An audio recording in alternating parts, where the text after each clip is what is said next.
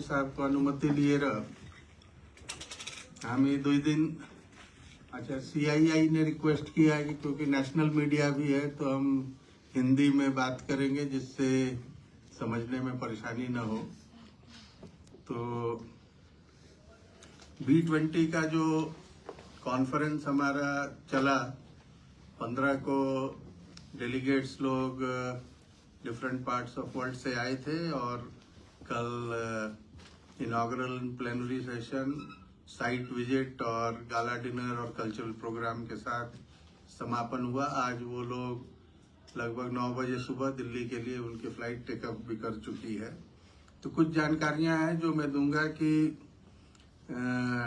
G20 countries में से 12 देशों ने पार्टिसिपेट किया। इसमें गेस्ट G20 कंट्रीज से एक पार्टिसिपेशन हुआ और अदर कंट्रीज से 9 पार्टिसिपेशन हुआ। डेलीगेट ब्रेकअप में 4 एम्बेसडर्स ने पार्टिसिपेट किया। इसमें 4 डिप्टी हेड ऑफ मिशंस ने पार्टिसिपेट किया, 2 काउंसिल जनरल ने पार्टिसिपेट किया। तो टोटल 43 डेलीगेट्स का पार्टिसिपेशन था और लगभग 50 हमारे Indian business organisations, multilateral organisations थे और लगभग स्टेट गवर्नमेंट से भी 100 ऑफिसर्स और एंटरप्रेन्योर्स और फार्मा कंपनीज के लोगों का पार्टिसिपेशन हुआ। इसमें लेवल ऑफ पार्टिसिपेशन जो था उसमें diplomatic missions, chief executive officers of overseas industries, heads of bilaterals and multilateral agencies, इन्होंने पार्टिसिपेट किया और लगभग 1000 करोड़ के प्रोजेक्ट्स का इंटरेस्ट जो हुआ है लोगों ने दिखाया है इन्वेस्टमेंट के लिए। इसमें जो मुख्य इन्वेस्टमेंट का उन्होंने जिसमें इंटरेस्ट दिखाया है वो आईटी और आईटीएस इंफ्रास्ट्रक्चर में है, लगभग 400 करोड़ का। देन इलेक्ट्रिकल व्हीकल्स के एसेसरीज और रिन्यूएबल एनर्जी में लगभग 100 करोड़ का उन्होंने इंटरेस्ट दिखाया है।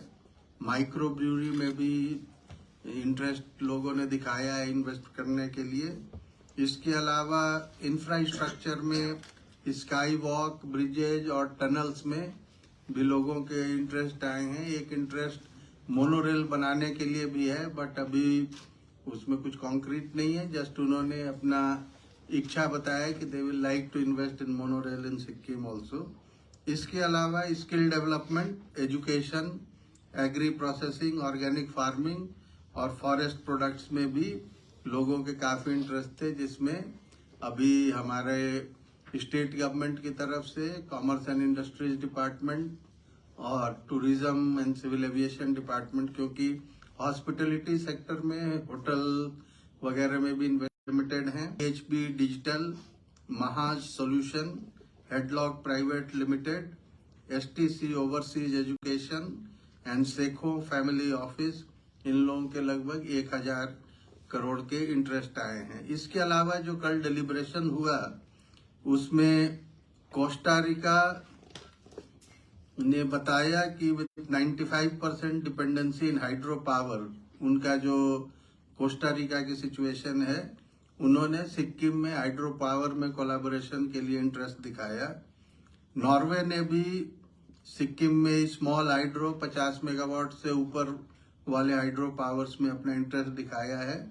टनलिंग की एक्टिविटीज में भी उन्होंने काफी इंटरेस्ट दिखाया है और डिजास्टर मिटिगेशन एफर्ट्स में भी उन्होंने अपनी कहा कि हमारी जो स्पेशलाइजेशन है that can be transferred to Sikkim. Sweden ने अपना इंटरेस्ट शिक्षा के क्षेत्र में दिखाया है और उनका है कि शिक्षा के क्षेत्र में इन्वेस्टमेंट करने से सिक्किम के डेवलपमेंट में महत्वपूर्ण योगदान वो कर सकते हैं। UAE ने इंटरेस्ट दिखाया है for promoting renewable city in Gangtok और आइसलैंड ने has back the same idea, उन्होंने भी रिन्यूएबल सिटी के प्रमोशन में बात की है। इसके अलावा slope stabilization proposal and including similar topography of Sikkim and Iceland में कंपैरिजन करते हुए उन्होंने भी इसमें इंटरेस्ट दिखाया है। वर्ल्ड बैंक ने भी विलेज इंफ्रास्ट्रक्चर के लिए उन्होंने अपना इंटरेस्ट दिखाया। ऑलरेडी सिक्किम में एक विमेन और यूथ एम्पावरमेंट के लिए inspires project already world bank ने इन प्रिंसिपल अप्रूवल कर दिया है। उसमें हमें लगभग 10 बिलियन के इन्वेस्टमेंट आने की संभावना है। और नेपाल, भूटान और बांग्लादेश जो हमारे पड़ोसी राज्य हैं, इन्होंने भी इंटरनेशनल एयर कनेक्टिविटी पाक्योंग और बागडोगरा के लिए और टूरिज्म के क्षेत्र में उन्होंने भी इंटरेस्ट दिखाया है। तो ये मुख्य बातें थी। और जो डेलीगेट्स आए उन्होंने सिक्किम की मेजबानी को काफी उन्होंने अप्रिशिएट किया और उन्होंने कहा कि भाई सिक्किम में जो उन्हें मेजबानी मिली, जो उनको दिल से उनका स्वागत हुआ, सरकारी महकमे की तरफ से, पब्लिक से, तरफ से, सब स्पॉन्टेनियस हो रहा था। उसका भी सभी डेलीगेट ने कहा कि हम लोग डिफरेंट कंट्रीज में और डिफरेंट स्टेट्स में भी गए हैं, but nothing can beat Sikkim. So with these words, I will request Honorable Chief Minister, sir, to say a few words.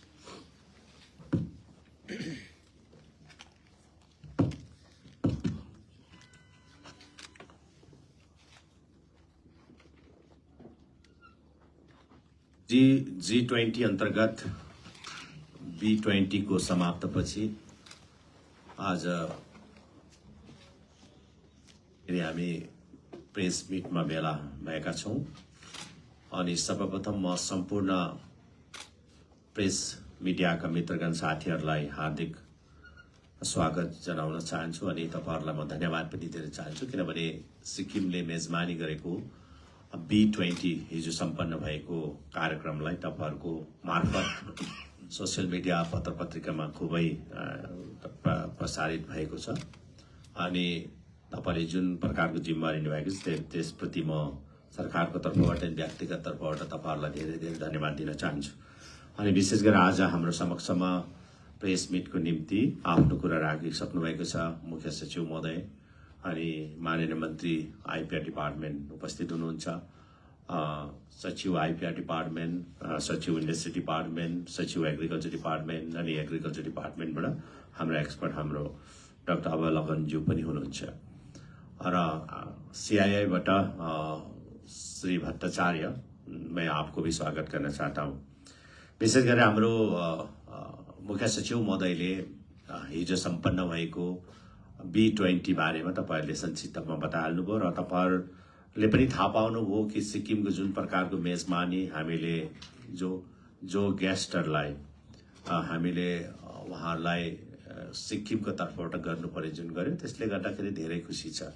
र विशेष रूप से मैं फिर हिंदी में थोड़ा सा बोलना चाहता हूँ कि जो G20 अंतर्गत B20 का जो कार्यक्रम था, इवेंट था, कल समाप्त हो गया है। तो इसके लिए मैं सर्वप्रथम तो मैं माननीय प्रधानमंत्री जी को मैं बहुत बहुत धन्यवाद देना चाहता हूँ और जितने भी डिपार्टमेंट, केंद्र सरकार के विभाग जो संलग्न है उनको भी मैं धन्यवाद देना चाहता हूँ। और विशेष रूप से मैं CII जो ऑर्गेनाइजर है CII का mister Bhattacharya and his team, उनको भी मैं धन्यवाद देना चाहता हूँ। और इसका जो कल B20 का जो इवेंट समाप्त हुआ है, इसके लिए जो हमारा पत्रकार साथियों ने जो काम किया है, जो पब्लिसिटी करने के लिए जो सिक्किम का मेजबानी था, इसमें काफी पब्लिसिटी हुआ है। तो मैं इनके लिए भी मैं पत्रकार साथियों को मैं बहुत बहुत धन्यवाद देना चाहता हूँ। और राज्य सरकार की तरफ से हमारा मुख्य सचिव महोदय श्री बीबी पाठक जी ने अपना बातें रख चुका है, कितना कंट्री पार्टिसिपेट किया है और कौन सा कंपनी यहाँ पर आया, क्या क्या चीज में इंटरेस्ट है। तो काफी मतलब अट्रैक्ट होकर गया है। तो लोग आज जा चुके हैं टोटल। और कल फिर हमारा स्टार्टअप 20 का फिर कार्यक्रम है, फिर ये मिनिस्ट्री ऑर्गेनाइज कर रहा है। तो इसलिए जो सिक्किम के तरफ से करना था हम लोग ने किया है और सिक्किम का जो भी बात रखना था हम लोग ने डिपार्टमेंट वाइज हम लोग ने प्रेजेंटेशन दिया है। और काफी इन्वेस्टर एजुकेशन सेक्टर में और पावर सेक्टर विशेष रूप से, जैसे मैं आज ही मॉर्निंग में हमारा नॉर्वे का टीम को मैंने मिला और बहुत सारे ऐसा है कि सिक्किम का ऐसा देख रहा है कि ये power sector, hydro power, green energy के रूप में वो लोग काम करना चाहता है इस राज्य सरकार से मिलके, और टूरिज्म सेक्टर में, एग्रीकल्चर सेक्टर में और रोड इंफ्रास्ट्रक्चर डेवलपमेंट में। तो काफी लगभग 1000 करोड़ का 1000 करोड़ का भी मतलब आने का संभावना है, ये इन्वेस्टमेंट आने का संभावना है। लेकिन हम गवर्नमेंट, स्टेट गवर्नमेंट को भी काम करना चाहिए कि हम लोग कैसा उनको अटैक करें और हमारा जो भी पॉलिसी उनका कैसा एक साधारण बनाए, सिंपल बनाए। इसी में हम लोग काम करेंगे और हमारा न्यू इंडस्ट्रियल पॉलिसी भी हम लोग ने अभी बना चुका है। तो इसीलिए मैं आप सबको मैं फिर भी एक बार मैं धन्यवाद देना चाहता हूँ। और अगर आपका कोई भी प्रश्न है तो सरकार की तरफ तो आप पूछ सकता है, एक एक करके आप लोग पूछ सकते हैं। Thank you sir. नमस्कार, मैं जगन दाहाल, दैनिक जागरण से। सर, ऑलरेडी सिक्किम में बहुत सारे जल विद्युत परियोजना है और एक तो स्क्रैप होने के भी कागज पे पहुंचा था जनरल सिक्किम में। फिर भी जो बाहर से डेलीगेट्स आए वो इन्वेस्ट करना चाहते हैं कि जल विद्युत परियोजना को लेकर क्या फ्यूचर में सिक्किम में जैसे कि सरप्लस है अभी पावर, फिर इसकी जरूरत पड़ेगी क्या सिक्किम को? हम लोग देख के जो भारत सरकार ने कईयों हाइडल पावर प्रोजेक्ट को एनओसी दे चुका है, लेकिन काम न है जो पेंडिंग में, जो पहला कहीं कंपनी को दिए थे लेकिन वो कंपनी काम कर नहीं पाई। ऐसा बहुत सारे हाइडल प्रोजेक्ट है जो कोई 66 मेगावाट, उसके ऊपर भी है, उसके नीचे भी है। और सिक्किम सरकार ने एक पॉलिसी तो बनाया अभी, हम लोग ने जब हम अपना सरकार बनने के बाद हम लोग ने एक पॉलिसी बनाई कि बिलो 5 मेगावाट का जो प्रोजेक्ट वो खाली लोकल को देंगे और local can tie with the any company. तो हम लोग जो भी होगा, जो इन्वायरमेंट को बचा के कहीं भी है, ऐसा है जो ऑलरेडी एनओसी मतलब हो चुका है, इनमें हम लोग काम करेंगे। काम करने से क्या होगा, जितना भी हो पावर हो तो स्टेट गवर्नमेंट को फायदा होगा ना। जितना पावर, जैसे हमारा कैपेसिटी है 8000 मेगावाट, लेकिन अभी प्रोडक्शन हो रहा है 3500 ओनली। तो अभी भी हमारा हाइड्रो पावर का मतलब काम कर सकता है, लेकिन पब्लिक सेंटिमेंट को ध्यान में रखे और यहाँ का एनवायरमेंट में ध्यान में रखे हम लोग काम करेंगे। सप्लीमेंट्री क्वेश्चन है, जैसे ऑर्गेनिक फार्मिंग को लेकर सिक्किम ने बहुत पहले से ही काम कर चुका है और कल हमने देखा कि यहाँ पे भी प्रेजेंटेशन अच्छा हुआ था ऑर्गेनिक फार्मिंग को लेकर जो अनमोल सर ने किया था। तो हम ये जानना चाहते हैं कि जो विदेश से डेलीगेट आए हुए हैं, जो विदेश से लोग आए, वो लोग कौन से प्रोडक्ट को यहाँ से सिक्किम में कौन से प्रोडक्ट के लिए इन्वेस्ट करना चाहते हैं, या कोई ऐसा बात हुआ है क्या सर? ऐसा स्पेसिफिक कोई मतलब क्रॉप में वो लोग ने नहीं बताया, लेकिन ऑर्गेनिक सेक्टर में वो लोग काम करना चाहता है इन एग्रीकल्चर फील्ड में। इसके लिए हम लोग ने, आपको मालूम होगा कि गवर्नमेंट ऑफ सिक्किम एंड इसको मिल के हम लोग ने रंगपुर में प्रोसेसिंग यूनिट भी अभी खड़ा कर रहा है। हम लोग वो खत्म होने के बाद, कंप्लीट होने के बाद, यहाँ का जितना भी गुड्स है, ऑर्गेनिक गुड्स जैसे कार्डमम हो, जितना भी हो, जिंजर हो, हम लोग फिनिश गुड बना के हम लोग बाहर भेज सकता है। ये जो प्योरली ऑर्गेनिक हो जाएगा और इनका प्राइस भी अच्छे मिलेंगे ना। लेकिन ये में करेंगे, हम जिंजर में करेंगे, हम कार्डम में करेंगे नहीं। जो भी ऑर्गेनिक सेक्टर में वो लोग काम करना चाहता है एग्रीकल्चर में, आई थिंक सो ना। और एक सप्लीमेंट्री आंसर है, स्विट्जरलैंड में बहुत इंटरेस्ट जगह है फॉर रॉ ऑर्गेनिक। जैसे just to inform the press, जितना भी इंडिया का प्रोड्यूस है, चैलेंज क्या है कि टू एक्सपोर्ट टू EU और any US countries, it requires a very stiff regulation of the chemical content residue that is in the commodity. और organic में वो residue बहुत कम है. But the challenge is to export it to these European countries where that strict regulation is there. और ये organic जो सिक्किम से आता है, it will meet those criteria. So Switzerland से बहुत interest है इसमें. I will like to add few more points. जैसा अभी सेक्रेटरी एग्रीकल्चर ने बताया कि अब European union and western countries में ऑर्गेनिक प्रोडक्ट्स की डिमांड तो काफी ज्यादा है। पहले केवल वो सर्टिफिकेशन के बेस पे लिया करते थे कि जैसे NOP सर्टिफिकेशन है या NPOP सर्टिफिकेशन है, बट उसमें अब एक नया क्राइटेरिया ऐड किया गया है कि now what is the minimum residual content in the organic products. तो रेसिडुअल कंटेंट के ऊपर ही उसकी प्राइस डिसाइड होगी और उसकी मार्केट में अवेलेबिलिटी भी डिसाइड होगी। तो सिक्किम में क्योंकि हम विगत कई सालों से ऑर्गेनिक पे हैं तो हमारा रेसिडुअल कंटेंट काफी कम है, और इसके अलावा अब उसको टेस्टिंग के लिए भी सभी 6 जिलों में अभी FSSAI के मदद से हम लोग रेसिडुअल टेस्टिंग लैब्स हमें सभी 6 डिस्ट्रिक्टों में हम उसको इस्टेब्लिश करेंगे, और इसके बाद हमारा यूरोपियन यूनियन में और वेस्टर्न कंट्रीज में हमारी डिमांड होगी ज्यादा। इसके अलावा अभी जो हमारा प्रोडक्शन है, जो एग्रीकल्चर हमारा सर्टिफाइड लैंड है 76,000 हेक्टेयर्स है, और इसमें जो हम अभी क्रॉप प्रोडक्शन कर रहे हैं उसको हमें अब एक एग्रीगेटर के तरह से काम करना होगा, जिसमें अवेयरनेस फार्मर्स को ले आके कि अगर हम क्वांटिटी अगर बढ़ाते हैं, जो हम प्रोडक्शन कर रहे हैं अभी 5 आइटम का, जैसे जिंजर है, टर्मरिक है, लार्ज कार्डमम है, बकवीट है, और जो क्रॉप्स हैं हमारे, उसकी हमें वॉल्यूम बढ़ानी होगी, क्योंकि जो हमारी प्रोडक्शन है अभी वो देश या विदेश के डिमांड को मीटअप करने के लिए सफिशिएंट नहीं है। तो जैसे ही हम इसमें एग्रीगेटर की भूमिका आपने निभाएंगे, उसके हिसाब से प्रोडक्शन ज्यादा बढ़ेगा और उसकी डिमांड भी होगी, और नेचुरली जैसा मुख्यमंत्री महोदय ने बताया कि अब हम इफको के साथ और स्पाइसेस बोर्ड के साथ हमारे ऑलरेडी काम चल रहे हैं, जिसमें अब हम फार्मर प्रोड्यूसर ऑर्गेनाइजेशन को इंगेज करके हम उसको प्रोसेसिंग करेंगे, हम उसकी वैल्यू एडिशन करेंगे, हम उसकी ब्रांडिंग करेंगे, और एक सिक्किम ऑर्गेनिक के ब्रांड से जब हम बिकेंगे पूरे वर्ल्ड में और इंडिया में, तो नेचुरली जो चीज यहाँ अभी हम 50 रुपए में बेचते हैं वो 500 से ज्यादा में जाएगी। हमारी तेमी टी को कल हम लोगों ने पूरे फंक्शन में तेमी टी ही सर्व किया था, और कल स्टार्टअप में भी हम वही करेंगे। उससे तेमी टी में भी काफी इंटरेस्ट आया है, और वी एक्सपेक्ट कि जब हम उसको प्रॉपर MRF के सर्टिफिकेट के साथ भेजेंगे तो हमारी जो चाय की जो पत्तियां हैं तेमी की, वो 10-20 हजार रुपए केजी में बिकेंगी बाहर। Sir, sir.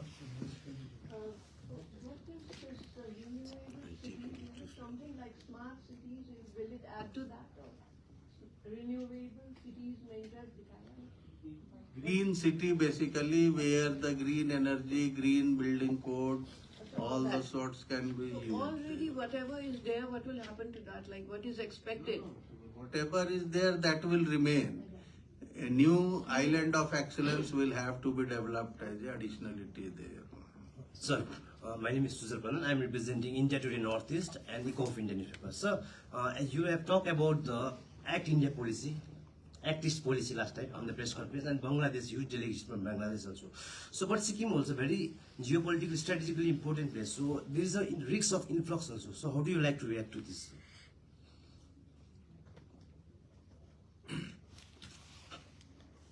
Influx within, or we are talking about from without, outside? Yes, outside. Outside. Come. It is more to do with supply chains and logistics more than anything else. If we are very clear in India about Atmanirbhar Bharat for everything that we do, and when we look at that model, everywhere the world today has understood that India will not be getting people from outside to do their work. It will be the local entrepreneurs who will do it in partnership with someone from outside. And what the value added by the outside people are, firstly the markets that they provide, the connectivity they would provide, the supply chain, sustainable supply chain would be there. These are the areas that the government of India looks at whenever they engage with any foreign country. Over the last few years, this change has taken place in a big way. So I think that answers your question. Sir, my name is Vishnu Nepali. I'm a freelance journalist. So my question is, since the B20 has focused on the IT sector, so most of it's to convert Sikkim into a IT hub. So what are the characteristics or the policy that the government of Sikkim will take place, and what are the other plans that you have at place at present to enhance and to develop that IT sectors into a larger scales.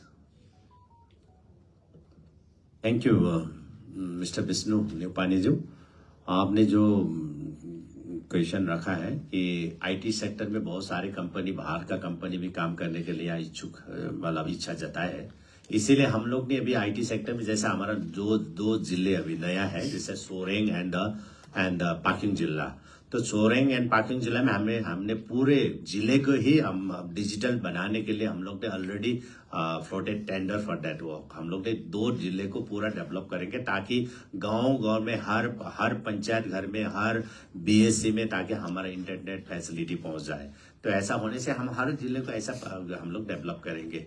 Automatically हमारे जो internet facility अगर यहाँ बढ़ेंगे तो automatically IT sector तो आ ही जाएगा ना। This is the thing.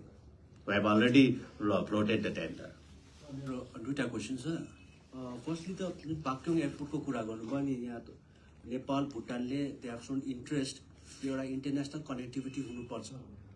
यसको लागि चाहिँ गभर्मेन्ट अफ सिक्किमले कसरी यसलाई यो कुरालाई अगाडि र अझै धेरै इन्फ्रास्ट्रक्चर चाहिन्छ होला।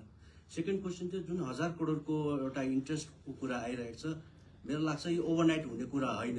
यसको लागि लट अफ फलोअप मिटिङ हुनुपर्छ होला र यसको लागि कस्तो स्ट्राटेजी बनाएको छ र अब इन नियर फ्युचर कहिलेसम्म केही टेन्जिबल एउटा अग्रिमेन्टहरू हुनसक्छ होला। मिस्टर विजय भाई, थैंक यू।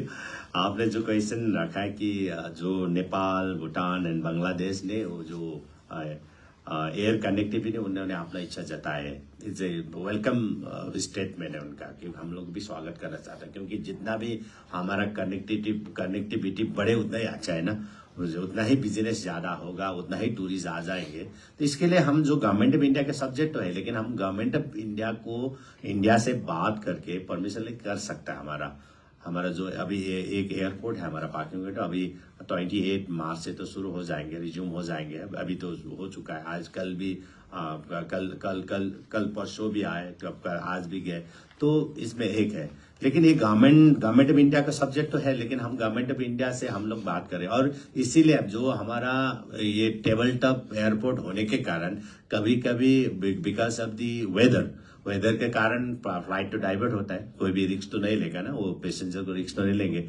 इसके लिए हम लोग ने फिर अभी हमारे ने 27 सीटर हेलीकॉप्टर का हम लोग ने टेंडर पे फ्लोट कर चुका है। इज नाउ बहुत जब अप्रूवल अब होने के बाद क्या होगा, एक फैसिलिटी बन जाएगी कि 20 सीटर हेलीकॉप्टर बागडोर से यहाँ तक उड़ सकता है, और डबल इंजन। अभी जो भी हेलीकॉप्टर है वो सिंगल इंजन है ये। और जो आपने किया है, जो इन्वेस्टमेंट का बातें आ गए 1000 करोड़ का, अब हमारा बात शुरू हो चुका है, और हमारा तरफ से राज्य सरकार की तरफ से बातें, हमारा जो भी है प्रेजेंटेशन रख चुका है, हमारा पॉलिसी के ऊपर बात हो चुका है। तो अब हम उनके आपस में बात करके एग्रीमेंट के बाद तो बाद में है ना, बस जैसे फटक से देखते ही मिलते ही काम तो नहीं होगा ना। ये जो है प्रपोजल है, वो प्रपोजल को गवर्नमेंट के साइड से और जो भी इन्वेस्टर है वो इन्वेस्टर का साइड से भी इसको आगे बढ़ाना पड़ेगा।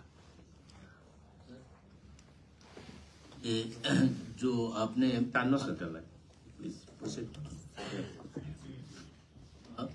जो इंटरनेशनल कनेक्टिविटी की बात कही है, आदरणीय मुख्यमंत्री महोदय ने उसका खुलासा किया है। मैं एक दो बातें और जोड़ना चाहता हूं उसमें। एक भारत सरकार की स्कीम है अंतर्राष्ट्रीय उड़ान, इंटरनेशनल उड़ान। उड़ान इज उड़े देश का आम नागरिक, UDAN। तो उसके तहत जो है नॉर्थ ईस्ट पर खास तवज्जो की गई है, नॉर्थ ईस्ट को खास ध्यान दिया जा रहा है। तो जो सिविल एविएशन मिनिस्टर्स की मीटिंग थी, हमारे सिविल एविएशन मिनिस्टर सर यहाँ उपस्थित हैं, तो मैं सिक्किम सरकार की तरफ से गया था, वहाँ ये बात उठाई गई थी, और इसको हम ऑफिशियल प्रतिवेदन भी हमने इसको टेकअप किया है और हम फर्दर कर रहे हैं। तो इंटरनेशनल उड़ान में ये बेसिक 3 कनेक्टिविटी, नेपाल पाक्योंग, भूटान पारो पाक्योंग, और उसके बाद फर्दर ये ढाका की जो बात आपने कही है 3 देशों की, तो इसको भी हम लोग पिकअप कर रहे हैं, इसको आगे बढ़ाया जाएगा। भारत सरकार का इसमें उनकी स्कीम के अंतर्गत ही। धन्यवाद। और एक अभी हम मिस्टर प्रधान जी ने एक बातें उठाए ना रिगार्डिंग द इन्फ्लक्स। आप हम लोग ने हर आदमी को इन्फ्लक्स से रूप नहीं देखना चाहिए, क्योंकि वो इन्वेस्टर तो आएंगे, जो इन्वेस्ट करने के लिए यहाँ पर आएंगे तो उनको परमिशन देना पड़ेगा स्टेट गवर्नमेंट। लेकिन हम उनको भी, अगर राज्य सरकार भी उनको, ये तो इंफ्लग है, अगर उनको इसी नजरे से देखेंगे तो वो कभी नहीं आएंगे ना। वो तो इन्वेस्ट करने के लिए आएंगे, वो तो बिजनेस करने के लिए आएंगे। जब आप सिक्किम में आप सोचो, जैसा सिक्किम में अपना लैंड एक्ट है, कोई भी बाहर का आदमी लैंड खरीद नहीं सकता, और हमारा जो इन्वेस्टर वो तो सरकार खरीदेंगे, उसके बाद सरकार उनको लीज में देंगे, एक है। और यहाँ जैसा एम्प्लॉयमेंट में भी है, आप देखें देयर इज रूल 4 कोई भी बाहर का आदमी, कोई भी एक भी गवर्नमेंट एम्प्लॉय नहीं हो सकता है। तो ऐसा देखने में से हमारा जो 371F है वो हमारा मजबूत है। तो जो टूरिस्ट आएंगे उसको हम लोग इन्फ्लक्स के रूप में नहीं देखना चाहिए, और जो बाहर का इन्वेस्टर है वो उसको भी मतलब इन्फ्लक्स के रूप में नहीं देखना है। और अगर हम लोग हर आदमी को इन्फ्लक्स के रूप में देखेंगे तो कोई भी नहीं आएंगे यहाँ पर। They are investor. तो यही मैं आपसे बताना चाहता हूँ। Sir, my one additional question, sir. Since Sikkim is a land of the diversity, it's a natural diversity and cultural and other diversity. Whether the government of Sikkim has such a plans to patent the diversities of the state, like these flowering plants, orchids, because of flowering the large number of the tourists, they will take the small bushes and they will take away and they patent it. And the Sikkim is going to lose all of no mister Neupane, ऐसा नहीं होगा, क्योंकि वहां पर act है, कानून है, कोई भी टूरिस्ट किसी भी फ्लावर को प्लक नहीं कर सकता। There is act of the forest तो पकड़ लेंगे उनको, ऐसा नहीं है, वो देखने के लिए आता है। तो हम लोग जो भी चीज में हम लोग पेटेंट कर सकते हैं हम लोग करेंगे। That's good for our state, that's the thing. Sir ये जो बायोडाइवर्सिटी एक्ट 2002 है, उसमें इसका पूरा प्रावधान है। बायोडाइवर्सिटी मैनेजमेंट कमिटीज और पीबीआर जो पीपल्स बायोडाइवर्सिटी रजिस्टर होता है, उसमें जितनी भी उस एरिया, उस क्षेत्र की जो बीएमसी के अंतर्गत आती हैं, उनमें जो भी स्पीशीज हैं उनका अगर पीबीआर में आया हुआ है और ये वहाँ की एंडेमिक है तो इसको कानूनन मान्यता दी गई है। आप इस बात को समझिए। तो जैसा आदरणीय मुख्यमंत्री महोदय ने कहा कि इतना ये ऐसा नहीं है कि कोई भी यहाँ आए और यहाँ की स्पीशी को ले जाए और पेटेंट कर ले। जब यहाँ पार्लियामेंट के द्वारा पारित एक्ट है BMC section 41 section 43 of the act, उसमें इसका पूरा प्रावधान है। तो इसके जरिए, और यही नहीं, वो जो बीएमसीज है उनको इस बायोडाइवर्सिटी के कारण जो भी अगर कोई कमर्शियल फायदा उठाता है कोई, तो उससे उनको फायदा उनका शेयर देना पड़ेगा। This is called access and benefit sharing. तो ये सारे प्रावधान कानून में ऑलरेडी हैं। Thank you sir. Tourism department में एक पहले से एक एम्बिशियस प्रोजेक्ट था जो स्काई वॉक था भालेगंगा का। तो अभी चीफ सेक्रेटरी साहब ने बोला कि स्काई वॉक में भी इन्वेस्ट करने के लिए लोग इंटरेस्ट है। तो वही प्रोजेक्ट को आप लोग आगे बढ़ाएंगे कि, क्योंकि जो फर्स्ट फेज का जो काम है रोपवे का ऑलरेडी कंप्लीट हो चुका है, तो सेकेंड फेज में स्काई को आप वही काम को आगे बढ़ाएंगे या नया प्रोजेक्ट इसमें लाएंगे सर? आपने सही बात उठाया कि जो अभी हमारा भालेडुंगा का जो प्रोजेक्ट, वो तो गवर्नमेंट फंडेड प्रोजेक्ट है ना। गवर्नमेंट ऑफ इंडिया भी भी फंडिंग हुआ है, पीएम डिवाइन फंड से भी फंडिंग हुआ है। और हम लोग ने जो लास्ट विजिट में हमारा finance minister Shrimati Nirmala Sitharaman madam को भी हम लोग ने रखा कि ये बहुत अच्छा एक टूरिस्ट स्पॉट है, हॉट स्पॉट है।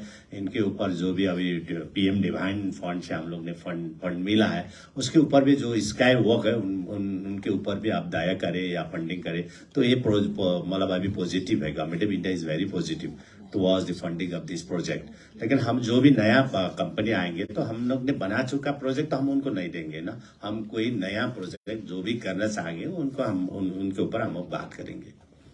Good morning, sir. This is Nitesh from Voice of Sikkim. I'm the statesman. मेरो प्रश्न गान्तोकसँग रिलेटेड छ। हाम्रो गान्तोक राजधानी सहर भए तापनि यहाँको सस्टेनेबल डेभलपमेन्ट अनि इज अफ लिभिङलाई इन्क्रिज गर्नु लागि यो G20 र B20 को इभेन्ट्सहरूबाट कस्तो डिस्कसन र निष्कर्षहरूमा पुग्न राज्य सरकार सफल भएको छ, अनि कस्तो अरू बाहिरको स्टेक होल्डरसँग पनि इन्भेस्टमेन्टमा हाम्रो गान्तोक स्पेसिफिकको लागि चाहिँ केमा डिस्कसनहरू भएको छ अलिकति यसमा हामीलाई जानकारी प्रदान गर्नु। त्यसमा एडिसन क्वेसन ग्रेटर ग्याङटक चाहिँ कसरी डिफाइन हुन्छ? Go ahead, just speak. So, it's in a preliminary stage. Actually, what they define sustainability is they define sustainability in terms of like what type of energy you use, how do you recycle your waste. So your supply issues are the opposite of sustainable tourism. So right now, UDHD they are planning a master plan. So in that master plan, they will clearly segregate which areas are for industrial development, which areas are for tourism, parks, which areas are for schools, which areas are for community. So once we have a concrete plan, there are many investors ready to invest in such projects because this is more environmentally friendly also. And in order to realize this, we need some collaboration with other governments, especially we can look at collaborating with Government of Singapore for knowledge in the sense that they already have huge knowledge in terms of development of cities. And in terms of infrastructure, I think UAE has shown keen interest because they know how to develop the infrastructure in greenfield kind of projects. So UAE has also shown quite a good interest. But in order to tap that, we need to have a very good plan. So right now, it is in the planning stage, and I think once it is concrete and once it is approved by the state government, we can take it forward to the investors. And this investment is not only in terms of infrastructure, it will be in terms of other sectors also, like tourism sector, organic sector. So every sector gets a boost, and it will also facilitate the people living, especially in such kind of cities where they get access to a wide range of amenities. So one more supplementary question. When it comes to public transportation of capital Gangtok, has there been any development with international stakeholders? There are many countries who have expressed keen interest in developing like cable car systems, like Switzerland has also taken keen interest in whether they can transport that technology to invest in Sikkim, especially in cable cars. There are good companies from France which are already doing Baledunga project also.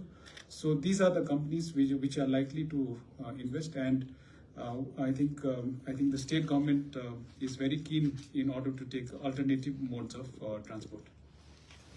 Good morning, myself Dishan Ongmo. I represent Sikkim Express of India.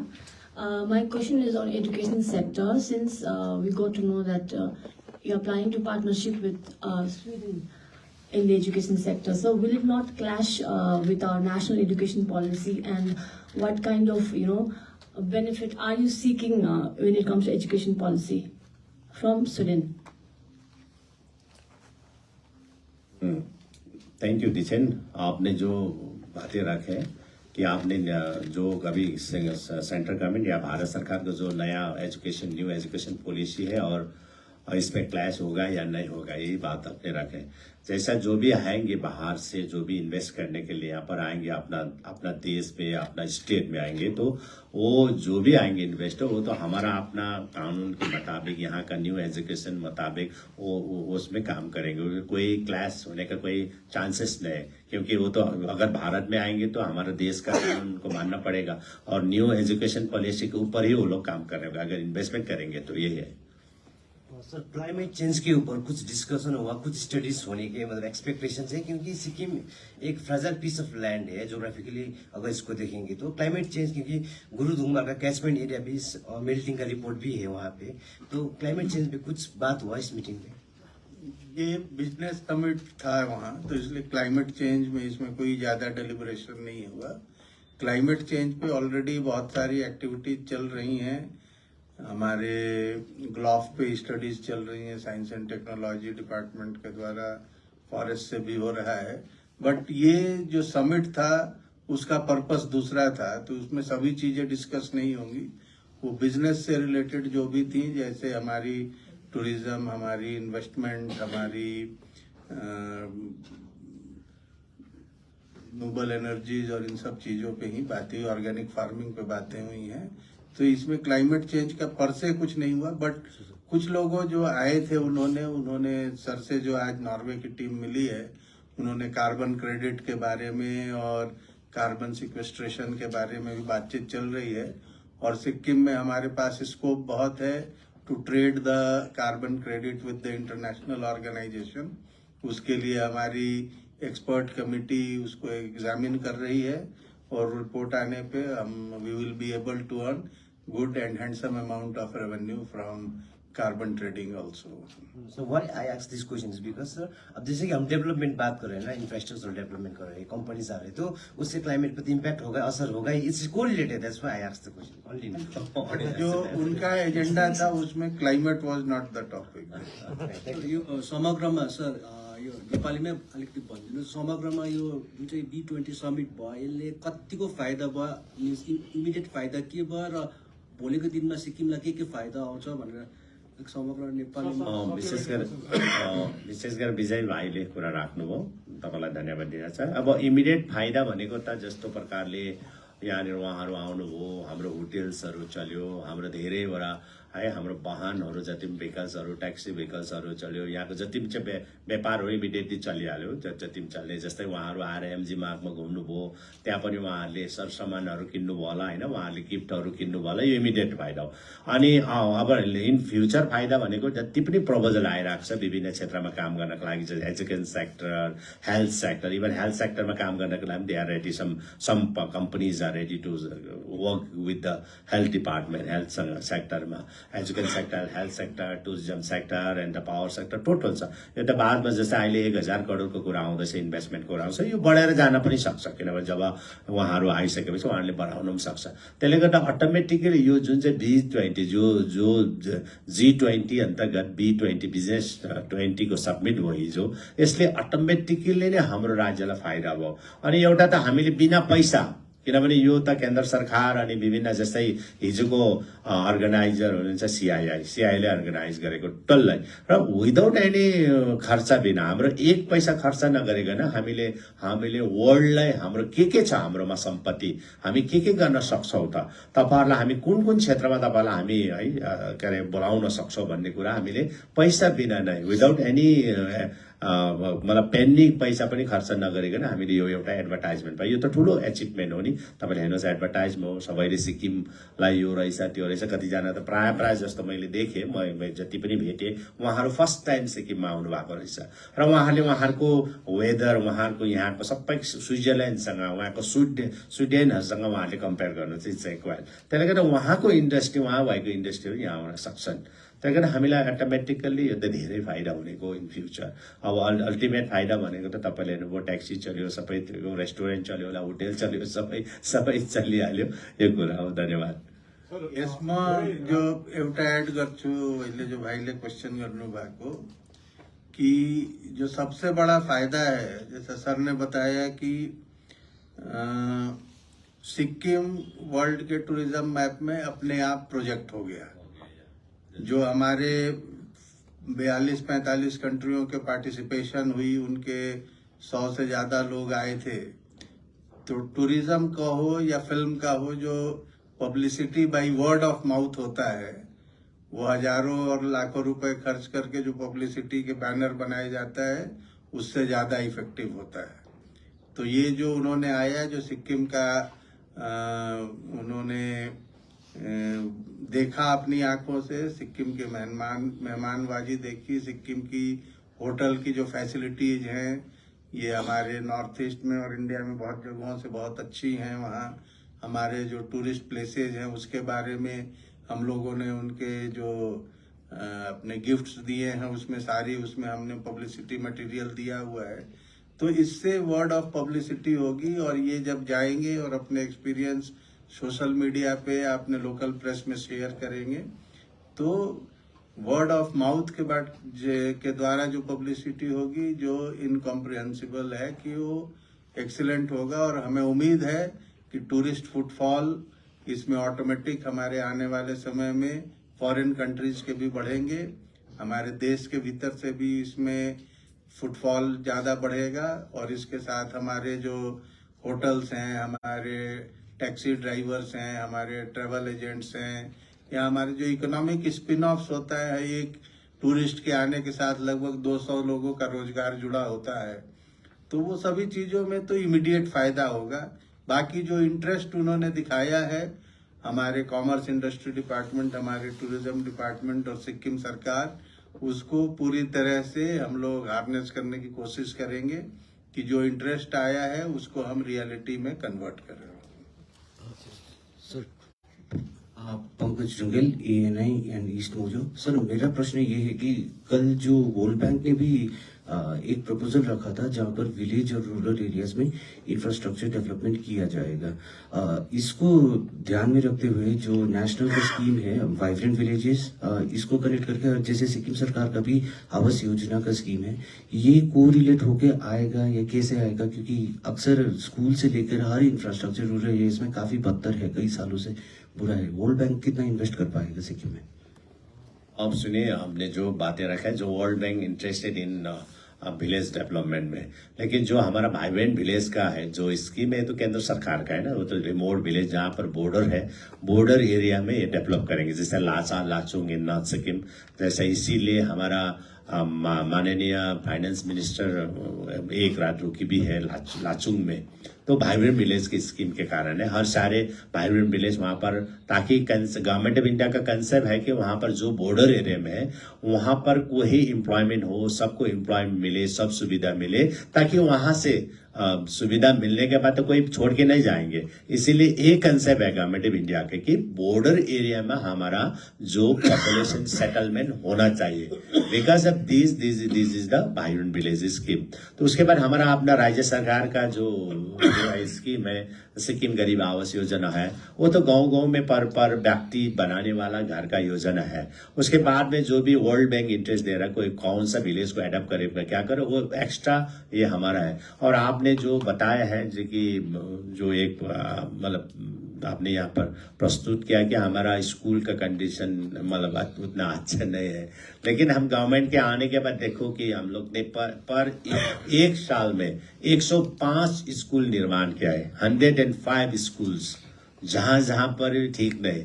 लेकिन government को भी एक ही साथ में सारे school के बनाने के लिए तो अपना वाला बजट भी चाहिए, लेकिन हम लोग ने शुरू कर चुका है। और जहां जहां भी स्कूल बनाना है, यूनिवर्सिटी बनाए, जैसा आपको मैं बताना चाहता हूं, जैसा गेजिंग डिस्ट्रिक्ट का जो कॉलेज का जो हालत था पूर्व सरकार में कि 2009 से शुरू हुआ था वो स्कूल, संचमान लिंबू डिग्री कॉलेज क्योंगसा या गेजिंग, लेकिन उनका हालत कैसा था, एक रेंटेड हाउस में चल रहा था। लेकिन गवर्नमेंट आने के बाद हम लोग ने ऑलमोस्ट 55 करोड़ हम लोग ने अपने बजट में मतलब एलोकेट करके अभी इसी साल अभी हम लोग इनको इनोग्रेट कर रहा है। तो हम लोग पूरा जो भी है करना है, हम किसी को दोष नहीं दे रहा है, लेकिन आपका जो प्रश्न था इसीलिए मैंने आप बातें रखा कि हम लोग काम करें। जैसे हमारा जो कंचनजंगा यूनिवर्सिटी एक रूम में चल रहा था, नरबहादुर भंडारी डिग्री कॉलेज में हम लोग ने टीवी में ले गए, हमारे तारकू में वो निर्माण कार्य हो गया, तो हम लोग काम कर रहे हैं। और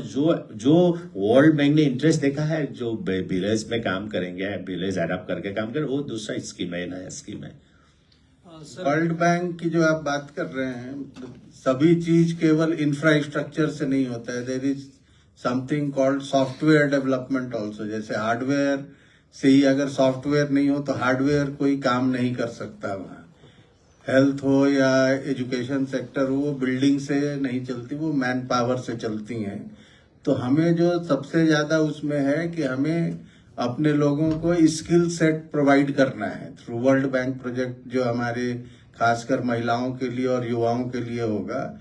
उनको स्किल सेट प्रोवाइड किए जाएंगे, उनके माइंडसेट को चेंज करने की कोशिश की जाएगी कि वो सेल्फ एम्प्लॉयमेंट, सेल्फ एंटरप्रेन्योरशिप के तरफ लग के, एक वो मतलब गवर्नमेंट की तरफ नौकरी के लिए जो हम बोलते हैं सिक्किम में झुंडाई दिन्नु परछा, उसकी तरफ नहीं लग के वो एक आदमी 50 आदमी को नौकरी देने के काबिल बने, उसकी तरफ वर्ल्ड बैंक वाली जो प्रोजेक्ट है उसमें काम होगी। उसमें एंटरप्रेन्योरशिप डेवलप होगा, उसमें विमेन और यूथ को स्किल सेट दिए जाएंगे, उनकी ट्रेनिंग दी जाएगी, जिससे वो अपने आप को कैपेबल माने और सिक्किम के बाहर जाके अपने आप को स्थापित करके औरों के लिए भी रोजगार का अवसर उत्पन्न कर सके वहाँ। सर भोलि स्टार्टअप 20 को अब भोलि उयो हुँदैछ है, त्यसमा कुन कुन देशले भाग लिँदैछ अनि सिक्किमबाट कस्तो स्टार्टअपमा कस्तो कस्तो यसले चाहिँ आउँदैछन् उहाँहरू, कस्तो अब उद्यमीहरू यसमा भाग लिँदैछन्, यस बारेमा अलिक जानकारी यसको विषयमा बताउनुहोस्। स्टार्टअप में कल जो आ रहे हैं लगभग 200 पार्टिसिपेंट्स इसमें आने की बात है और इसमें भी बहुत सारे देश आएंगे। अभी कंफर्मेशन आज कितने कितने डेलीगेट लैंड होने शुरू हो गए 10 बजे से वहां में बागडोगरा में, उसके बाद आएंगे। बट लगभग 200 पार्टिसिपेंट इसमें आएंगे और इसमें वही स्टार्टअप जो पार्टिसिपेट करेंगे which are already registered with Atal incubation centre. उसमें सिक्किम के अभी 9 स्टार्टअप हमारे रजिस्टर्ड हैं, वो भी पार्टिसिपेट करेंगे। और ये जो स्टार्टअप होता है ये कोई मतलब फिक्स सेट नहीं है कि इसमें होगा। This is a brain storming session. कोई भी स्टार्टअप बना जैसे कोई उसमें अजूबा चीज नहीं हुआ, बट जो एग्जिस्टिंग चीजें को ही प्रॉपर प्रोसेस करके, अब जैसे आपका ओयो होटल्स आ गए या स्विगी आ गया, जोमेटो आ गया, ब्लिंकिन आ गए, ये सब स्टार्टअप्स हैं। वैसे ही इसमें भी एक दूसरे के आइडिया को शेयर करके इसमें ये 1 दिन नहीं 2 दिन का इनका वर्कशॉप चलेगा। इसमें इनॉग्रल सेशन के बाद में वो अपने स्मॉल ग्रुप्स में अपने बढ़ जाएंगे और उनकी डिस्कशंस होगी। ये क्योंकि इसमें ज्यादातर यूथ और यंग लोग ही रहेंगे तो सब चीजों में जैसे ट्रेडिशनल सिस्टम से हट के ही काम होगा इसमें। तो इसमें स्मॉल ग्रुप इंटरेक्शंस ज्यादा होगा, अपने जो व्यूज होंगे उसको एक्सचेंज किए जाएंगे, शेयर किए जाएंगे। और 200 पार्टिसिपेशन की हमें कंफर्मेशन आ चुकी है। और हमारे साथ में अभी राज्य सरकार के आईपीआर डिपार्टमेंट के माननीय मंत्री श्री BS पंजी भी है, तो उनकी तरफ से भी कुछ बातें रखेंगे प्लीज। यो अहिले स्टार्टअपको बारेमा तपाईँहरूले जुन जिज्ञासा राख्नुभयो, मोटामोटी त चिफ सेक्रेटरी साहबले भनिसक्नु भएको छ। र हाम्रो विशेष गरी सिक्किमका अनइम्प्लोइड युथहरूलाई हामीले यो नयाँ स्किम चाहिँ 2019 देखि सुरु गरेको हो, तपाईँहरूलाई याद छ। र हाम्रो भाइ बहिनीहरूले धेरै गरेर ल्याएको छ र उहाँहरूलाई चाहिँ विशेष गरी यो स्टार्टअपबाट एक्सपोजर हुन्छ, उहाँहरूले अवेरनेस हुन्छ, उहाँले आफ्नो हिसाबले त गरिरहनु भएको छ। र अब प्यान इन्डियामा के हुँदैछ, प्यान वर्ल्डमा के हुँदैछ त्यसको जानकारी उहाँले लिन सक्नुहुन्छ भन्ने हाम्रो विशेष यसको एम्स एन्ड ऑब्जेक्टिभ त्यो छ। यसमा जो अहिले तपाईँ फरेनको आयो, अहिले रिपोर्ट आयो हाम्रोमा जो फरेनको डेलिगेट्स आउँदैछ, United States of America, France, Germany, Indonesia, Netherlands, Bangladesh, India, Oman, Mexico, Sweden, Canada, Korea, France, Japan, Germany, Italy, रसिया,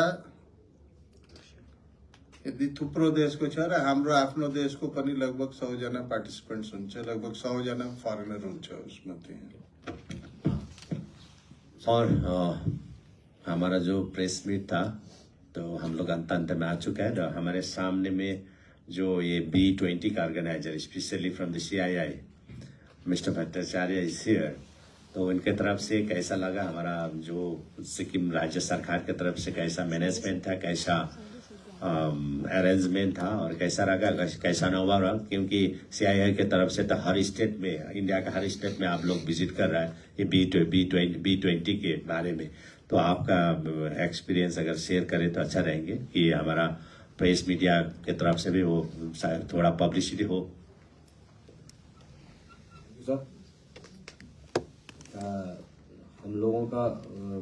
हम लोग यहाँ पर ऑलमोस्ट अबाउट CII 120 इस तरह के इवेंट्स कर रही है ऑल ओवर इंडिया एंड विभिन्न सिटीज़ में कर रही है। एंड उसमें से इनिशियली नॉर्थ ईस्ट का प्लान नहीं था, मगर हम लोगों के उत्साह देख के इन्होंने बोला कि हम नॉर्थ ईस्ट में करेंगे। एंड स्पेशली ये नॉर्थ ईस्ट वाला जो 4 सिटीज़ में किए हैं हमने B20 मीटिंग्स, वो थे सबसे पहले हमने इम्फाल में किया, उसके बाद आइजॉल में किया, ये तीसरी जगह है जहाँ पे हमने करी। एंड अभी करने वाले हैं वो है नागालैंड। एंड भी डेलीगेट से बात हुई है, many of the delegates are common, जो मतलब स्पेशली जो ये एम्बेसीज से आते हैं, many of them are common, because वो दिल्ली से सारे सेम वही लोग हैं, एम्बेसडर्स हैं, डिप्टी हेड्स ऑफ मिशंस हैं, and secretaries and all that. So इन लोग कॉमन है, एंड इनका यही कहना है कि ये कुछ अलग से नजर आ रहा है। नॉर्थ ईस्ट के जितने भी इवेंट्स किए गए हैं अभी तक, वो अलग से नजर आ रहा है और बहुत ही उम्दा किस्म से किया गया है। इसके अंदर a very good mix of cultural this thing, local content and business content. इसका जो मिश्रण किया है overall has come out very well, and जो भी गया है वो बहुत अच्छी बातें करके गया। तो कल रात को हम लोग जब ये कंपाइल कर रहे थे तो काफी लोगों से दोबारा बात किए, जितने भी पार्टिसिपेंट्स थे या जो डेलीगेट्स थे, सभी का एक ही कहना था कि स्टेट गवर्नमेंट ने यहाँ पर बहुत अच्छी तरह से देखभाल करी उनकी, एंड लोकल कुजीन्स इनको ये सेवन करने का मिला, इनको अच्छी जगह देखने को मिली। और कुछ लोग तो ऐसे बोल रहे थे कि ये पहली बार हमको पता लगा कि सिक्किम में इतने होटल्स हैं, इतना हैंडीक्राफ्ट्स डिफरेंट किस्म का है। ये जो जानकारी है, जैसे माननीय मुख्यमंत्री जी बोल रहे थे कि इमीडिएट अगर कुछ नहीं भी आ रहा, ये लॉन्ग टर्म इफेक्ट जो लोगों के साइके पे होता है, ये आपको बहुत दूर तक लेके जाएगा, क्योंकि सभी लोग यहाँ पे इम्प्रेस हो गए हैं। यहाँ के रोड्स इतने साफ हैं, इतने अच्छे तरीके से मेंटेन्ड हैं। कहीं पर ये गए थे, वहां पर नहीं था, वो देख के वो कंपैरिजन अपने आप कर लेते हैं और फिर वो कहते हैं कि ये बड़ी अच्छी जगह है, यहाँ पर बार बार आने के। होटल्स के क्वालिटीज एंड होटल के वो देखकर तो अचंभित थे सब, मोस्ट ऑफ देम। ये बार बार उन्होंने बोला कि हमको ये तो बहुत ही अच्छा लगा। और नॉट ओनली दैट, गली गली में नुक्कड़ पे नंबर ऑफ होटल्स जितने हैं, ये जानकारी सुनने के बाद ये जो टूरिज्म वाले लोग थे, उन्होंने एक ही चीज बोली है कि हमारे साथ लिंकेजेस होने चाहिए, सो दैट इतना कैपेसिटी हमको पता नहीं था। तो हम लोगों ने पता लगाया कितने कमरे हैं यहाँ पर, तो यहाँ पर पता लगा कि ऑलमोस्ट 3,500 होटल्स हैं, and the number of keys to that are almost about 20-30,000. So that उसका जो पोटेंशियल है, ये किसी को पता नहीं था। यहाँ पर था कि हाँ, आप पहले से बात करके जाइए, 1-2 होटल्स में रहिए और थोड़ा बहुत घूम लीजिए। मगर यहाँ आने के बाद इनको पता लगा कि larger groups can come here, more number of people from other countries can come here, not only country, even Indians. Most of the Indians did not know about the potential of this place for tourism. Organic State, that is another place where people were very enthusiastic. इनको ये news में था that world ये UN agricultural and this thing had declared this as the world's first organic state. But वो news कहाँ गायब हो जाता है पता नहीं। मगर यहाँ आने के बाद जब ये सुनते हैं इन लोकेशन, इन लोगों का आइडियाज काफी चेंज हो जाते हैं। They want to get into, some of them want to get into supply chains for taking them out. वो सवाल पूछ रहे थे कि इसको स्केल अप कितना किया जा सकता है as far as production is concerned. Markets ढूंढना, that is what CII is very interested in looking at. कि भाई जैसे मैं एक्ट ईस्ट पॉलिसी की बात कर रहा था, इमीडिएट नेबरहुड के अंदर एंड इन आसियान कंट्रीज के अंदर स्पेशली रॉ ऑर्गेनिक प्रोडक्ट्स जाने का पोटेंशियल है बाय एयर। सो उसके साथ जुड़ जाता है सिविल एविएशन का, aircrafts and flights and all that. So overall everyone was very happy with the way the state looked after, and we can also say frankly speaking CII was surprised at the amount of work that was already done. क्योंकि मैं यहाँ पे 2 महीने 3 महीने पहले आया था और यहाँ आके टोटल चेंज दिखा, बहुत ही अच्छा लगा। एंड वो तो अच्छा लगा ही change, but more than that the preparation जो स्टेट गवर्नमेंट ने करी थी वो बहुत ही उम्दा किस्म की थी। Thank you sir. इसमें एक चीज मैं भी ऐड करूंगा। जनरली हम लोग सिक्किम को छोटा ही राज्य मानते हैं और अपने आप की मेंटलिटी भी हम लोगों ने छोटी ही बना रखी है। बट ये जो हमारे लिए गौरव की बात है और गर्व की भी बात है कि सिक्किम ही वो स्टेट है जहाँ पे 2 इंगेजमेंट समिट मिले। छोटा होते हुए भी बड़े स्टेटों को जो मतलब वो अधिकार और जो नहीं दी गए, वो सिक्किम के कार्यशैली को देख के ही दिया गया। और सम्माननीय मुख्यमंत्री महोदय साहब बहुत मॉडेस्ट हैं, वो कुछ नहीं बोल रहे हैं।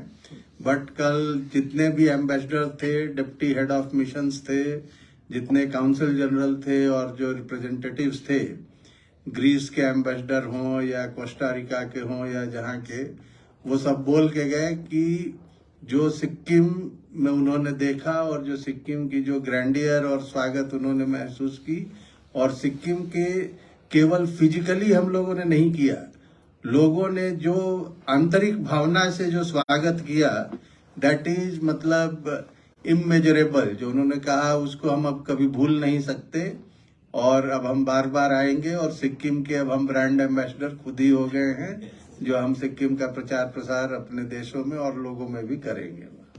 Thank you. Just add one thing to what he just said.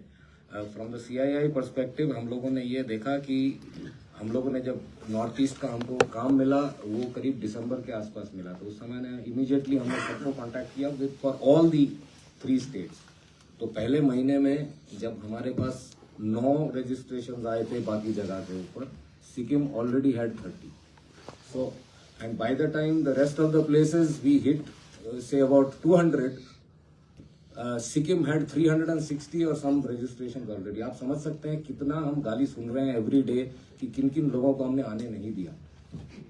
360 का रजिस्ट्रेशन था and this was the highest. आपने उनको ब्लॉक कर दिया। Had to. सो सिक्किम का नुकसान हुआ था। बट रजिस्ट्रेशन सबसे ज्यादा from day 1 Sikkim registration have been leading. Thank you. तपाईँ सबैजना थ्याङ्क यू धन्यवाद दिन चाहन्छौँ। अनि धन्यवादको कार्यक्रम आधिकारिक रूपमा हाम्रो IPR सेक्रेटरी म्याडम नम्रता म्याडमलाई राख्नका निम्ति अनुरोध गर्न चाहन्छु।